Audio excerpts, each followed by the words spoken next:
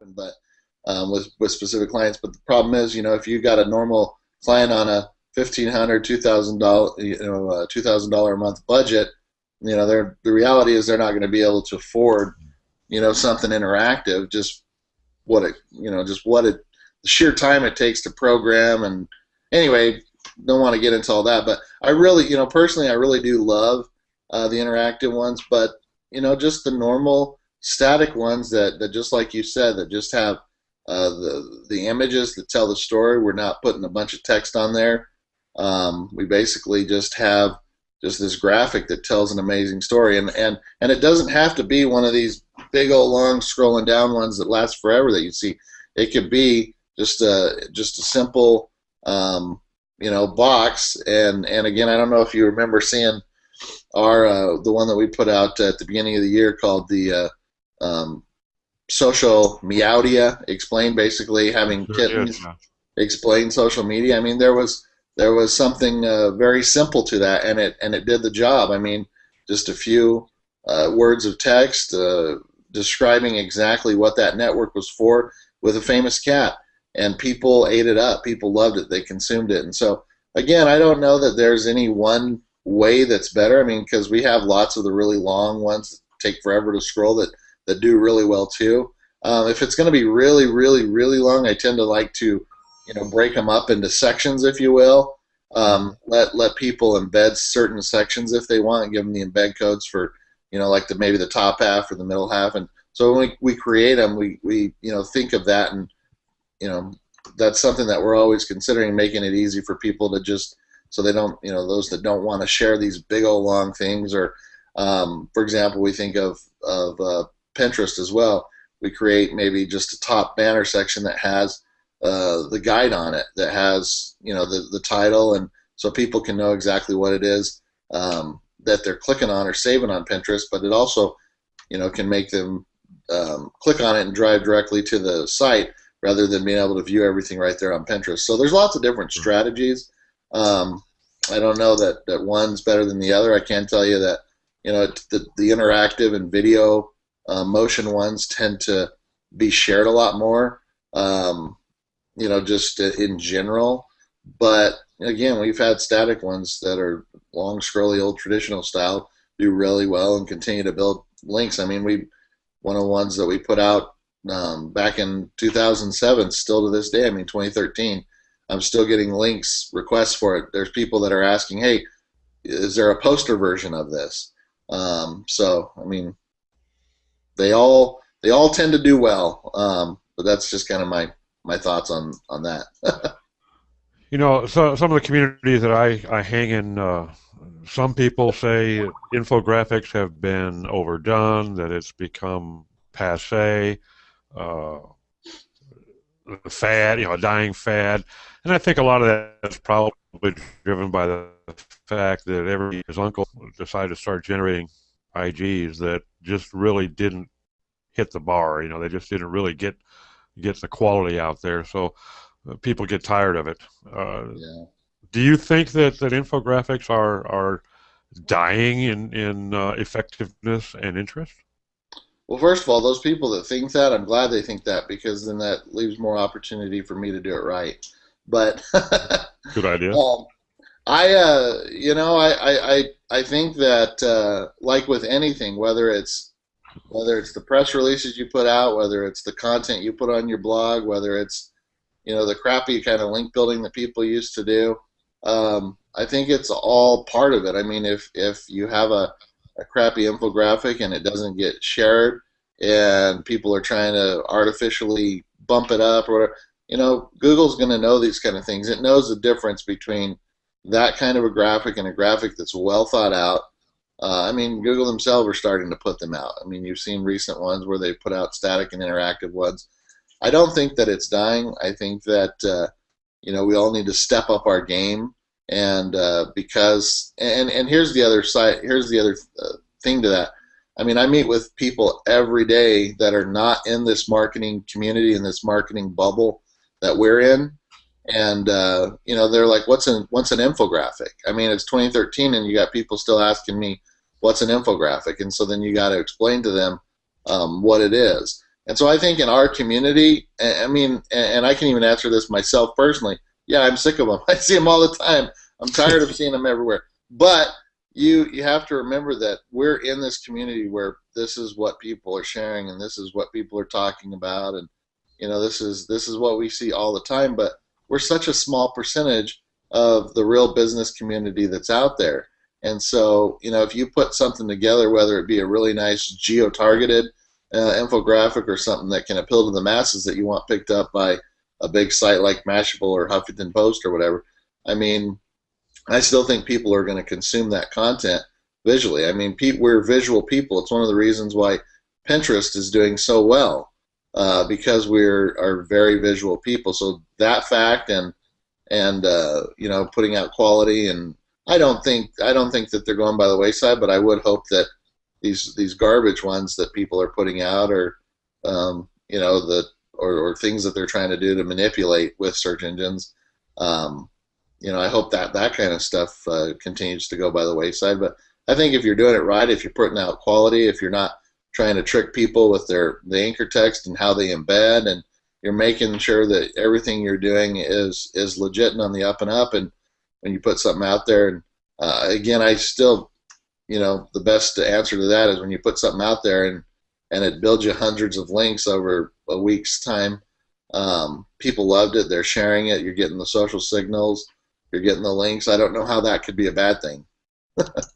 I'd have to agree. And you make a very important point. Those of us that work in digital marketing or SEO or any technical area, site design, site development, I think it's too easy, and I've fallen prey to it myself. It's too easy to forget that you're living in a very small bubble. Yep, we are. And we're seeing things over and over and over that we think people got to be sick of this. It's enough is enough already, and we need to remember the fact that we're 0.01% of the internet viewing market. So it may still be very hot and very valid. The fact that we don't see it trending in our community really doesn't mean much. Good point. Absolutely. Thank you. How we mentioned the other day when we talked briefly about the idea of repurposing infographics, and you made some very interesting points. I'd like to hear you share some of that with the audience. Yeah, no problem. Yeah, there's lots of opportunities. I mean, we've actually had people come to us and say, "Hey, we saw this infographic that you guys did, and we're thinking it would make an awesome billboard." I mean, so people have come to us to help them design billboards. We've done things like we've turned them into videos so we can reach the crowd that really likes YouTube or Vimeo, or just where you can upload the Metacafe type stuff. We've turned infographics that have done really well, that just struck a chord with people. We've kind of expanded on them and turned them into ebooks that clients could then offer, because then when you have an ebook to offer, then it gives you more of an opportunity to be a little bit more salesy and capture a lead in on one of those pages, and more of an opportunity to capture someone for what they truly loved about that graphic, basically whether it's again the repurposing that I've seen, like I said, could be videos, could be ebooks, could be it doesn't even have to be a full-on ebook. Could be just something that a PowerPoint presentation, anything that you can think of. Okay, so what can I do to appeal to the SlideShare community? How can if this content did really well with the people on Pinterest, how would it do with the people that really use YouTube, with really use any of this kind of other stuff? And so again, we've had several clients where this has done really well, and the ebook side of it has helped them generate a lot of leads. And so when they're asking, okay, well, traditionally we use infographics for just social mentions, link building. It's not really something that we've ever used to specifically gain leads, and we're very clear in trying to explain that to a client, saying, hey, look, purpose of this is to branding mentions, social mentions, link building, helping the overall health of your site. But when you start expanding this content and repurposing it and putting it in one of these other forms, then that's when it can become, you know, a lead capture for you, and that's kind of what we've turned a lot of these pieces for certain clients into. And so I love repurposing. I mean, it gives you more of an opportunity to get something that's hot to do really well. All right, sorry about that. I'm glad it was you. I thought it was me. Nope, this guy trying to come through on me.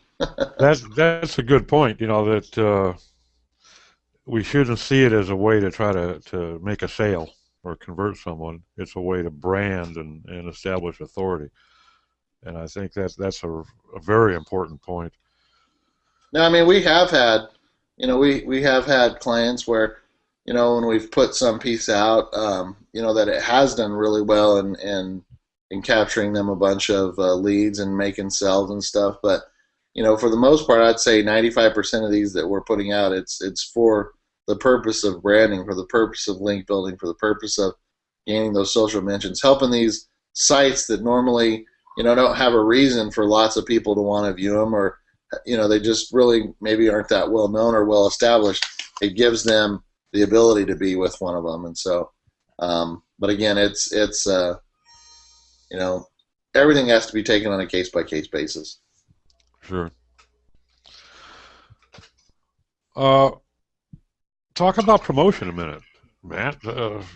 Yeah, besides the obvious, I mean, you already mentioned Pinterest, and I'm sure social media comes into play. But what are some of the more effective means that you use for promoting a particular infographic for either for your own company or for a client? Yeah, so basically what we've been really focusing on lately, you know, as a team, and what we've been building up is a really good outreach program. I mean, obviously you want to build up strong social presence and strong communities and have a network of people in different industries. So you could you can tweet something out and have it do really well, or you can share something on Facebook and have it shared a lot of times, whether it be Facebook, Twitter, StumbleUpon, which is still really good for infographics and actually for blogs in general. Really good at sending traffic, building links. We found Google Plus is another good community. In fact, speaking of community, I'd recommend building up a community related to whatever industry your client's in. So, for example, we have a infographic community that does really well, that we post different infographics on. We get people's feedback, and so, you know, creating a community and not just using it for getting people to plus one stuff, but if it's appropriate, Reddit. So, I mean, you have all these major social channels, obviously, but what's really effective and what people really are wanting, you know, are the links building. They want, you know, obviously everyone wants their infographic to show up on Mashable or Huffington Post or wherever. I mean, reality, that's not going to happen. I mean, you know, we like when that happens, but we even, you know, just to give you an example, we put, for this one client that we had, we put several back-to-back really killer infographics out there. Mashable picked up one of theirs, and then they also came back to, you know, we showed them, hey, we know that you picked up this one. We wanted to show you this next one that we had, and you know, they loved it, but they even have policies about running it so many times from the same company. So I mean, even if you have something that's amazing out there, doesn't mean that it's going to happen every single time. And so you have to be able to have a pretty good, you know, arsenal of contacts, people that you can promote and know, okay, so this particular piece would probably do really well on a Huffington Post site, or this piece would do well, you know, if a Mashable would pick it up, or this piece would do well if Nat Geo would pick it up, or, you know, just, you know, you have your obvious big sites, but then there's lots of really niche sites out there that are carrying some good domain authority, that have some good page rank. I mean, you know, that are going to be some valuable links for us. And so, I mean, just having that good outreach. I mean, for example, we did a graphic that was specific to Pinterest, and we approached this user that had over 100,000 followers on Pinterest, be the first to push this graphic out, and it did super. I mean, it built a lot of links, it got a lot of social mentions, and it just was piggybacked off her power on Pinterest. And so, again, I think just knowing the right people to approach, having a good outreach team, and knowing, you know, be smart with it. Know who you're emailing. Know what industry they're in. Know if they could hurt you or help you, and just training your people up to understand. But I mean, building that good social presence so you have the mentions, so you can get a pretty good tweet number out of it, or Facebook like, share, whatever it might be. That's always going to be important. And that, when something just takes off that way, it's going to build a lot of natural links as well. But I think that there has to be some good outreach involved too. So it's a combination of social promotion, outreach, and just your own network and that you've built up. I mean, I've been doing this for so long that I could have anything in this space. I could either talk to a marketing pilgrim or a search engine journal or a search engine land or whoever, and they would link to it. They would help me out. And so, I mean, again, it's just knowing your market, knowing, having that arsenal of people behind you, building up that network, growing it, knowing how to reach out, and knowing how, if I have a gaming infographic, knowing, go to the forums, find people, find the top users, find people that are interested in this stuff. Again, it's just, every industry is going to be different, but just making sure that your people are trained to know how to find those people.